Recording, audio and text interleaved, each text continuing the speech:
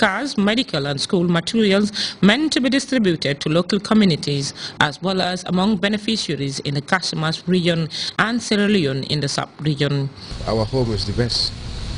So anywhere you are, you have to think about your home. So this is the time I decided to think about the Gambia. What can I do to support my people? And I came here, I started to build the schools, youth centers, and then start to drive the car to come over. I brought the students. They work with the old technical school in the Gambia, GTTI, Woskin, Lindau, St. Peter's, Jarasova Scout, Pajara Skill Center, Xinjiang, Casamas, Baila, Zigansor, Mauritania, Freetown, Makeni. I'm everywhere, so I decided also when we brought the cars and then it's not for sale, we donate for projects as an ambulance also, like village who they are far from the hospital, we can donate the cars, they can easily reach for the hospital. Al-Haji Saho is in charge of the organization's operation in the Gambia and Holland. Saho describes his delight at the role his organization is playing in the development of the country.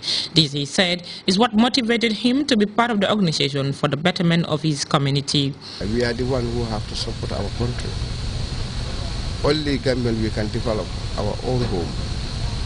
You know, and as far as the time I'm sitting in Holland, one day I'm just looking at the TV, you know, with the internet. I hear from the Grts, the president make the door open for every Gambian. If you like to do something, come over. This is our home. From that day I start this project. That's why I'm thanking our president. Because if you look Gambia before, if you don't travel, you never know. For her part, Jasmine says she feels happy to come to the Gambia while highlighting the reason why they have chosen the Gambia as one of their intervention centers. We would like to help the Gambians here today and for 7 weeks with education and with cars and with stuff we've brought with us from Holland. The move championed by these philanthropies will not only help strengthen the educational system of the Gambia, but as well complement the ideals of government in its drive to meeting the Millennium Development Goals. Rohibite, GRTS News.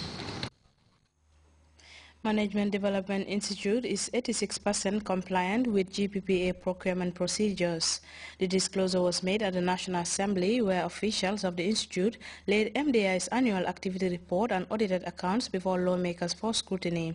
Buba Sise was following and he now reports.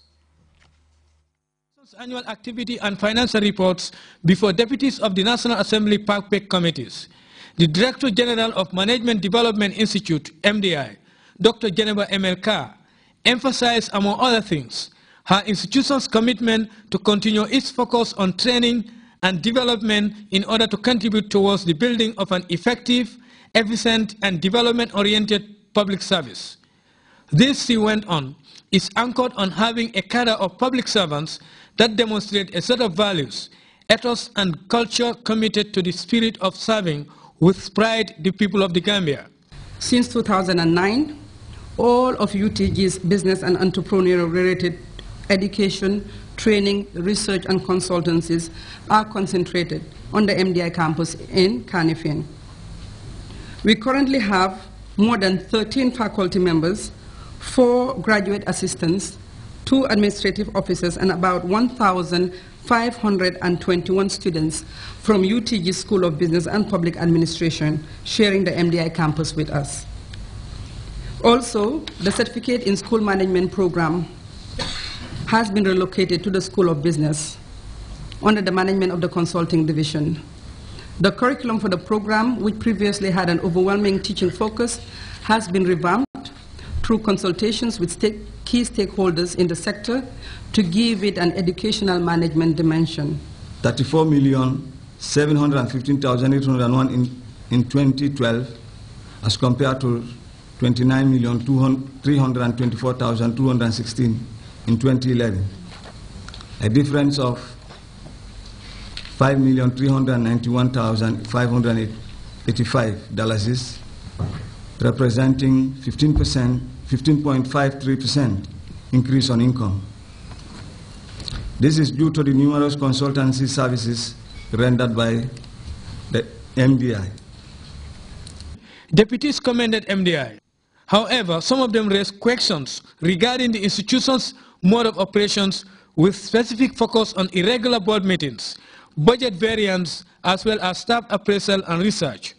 By looking at your 2011, the subvention was 2 million plus, and in 2012 it was 3 million plus.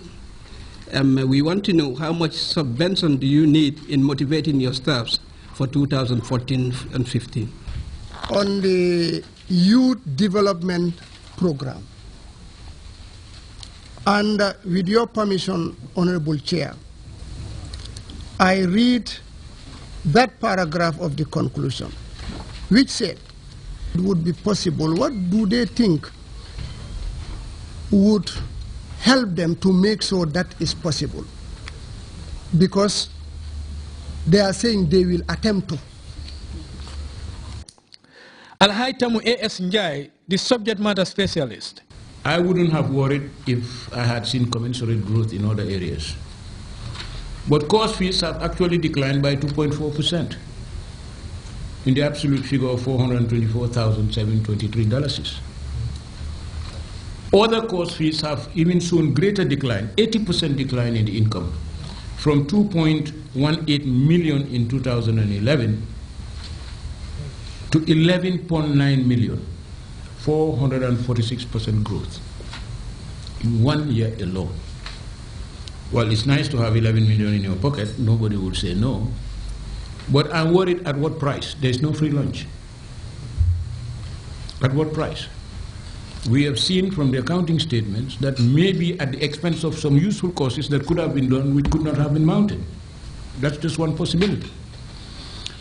Maybe management spent too much time running after consultancies, drawing up consultancy proposals, rather than designing courses that they could have marketed and research programs that would have paid. The Management Development Institute, MDI, has been found substantially compliant with 86% Gambia Public Procurement Acts and Regulations. MDI, as a training institution in the country, has been in existence for more than 30 years, offering professional and diploma courses, and of recent, launched postgraduate diploma in business studies. The management has expressed optimism to forge ahead, given the critical role entrusted to them in capacity building for the socio-economic development of the Gambia. Buba SMCC, GRTS. Time now to take our first break. We'll be back with news from outside the Gambia. It's the Gambia's fastest and cheapest 4G fixed wireless internet. With QCell's 4G, you can access the internet at unbeatable speeds on your laptop or desktop computer. You can also use your mobile or tablet to browse the internet via Wi-Fi. QCell's 4G internet can keep you connected either in your home or in your office. For a limited time, get 50% off regular equipment and 100% off corporate equipment, as well as free installation and free QCell credit. For more information, call 333-3253 or 333-3104. QCell 4G Internet. Fast, affordable and reliable. QCell. Sunibus. The Gambia's quality network.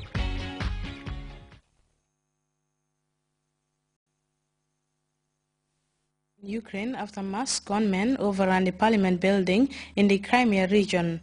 This follows clashes between pro- and anti-Russian demonstrators, which left several people injured. Meanwhile, opposition politicians have moved swiftly to fill the vacuum left by the departure of President Viktor Yanukovych, whose whereabouts are still unknown. Arseniy Yatsenyuk has been appointed Prime Minister, but as we hear in this CFI report, he faces many problems, not the least the threat of separatism in the largely Russian-speaking Crimea.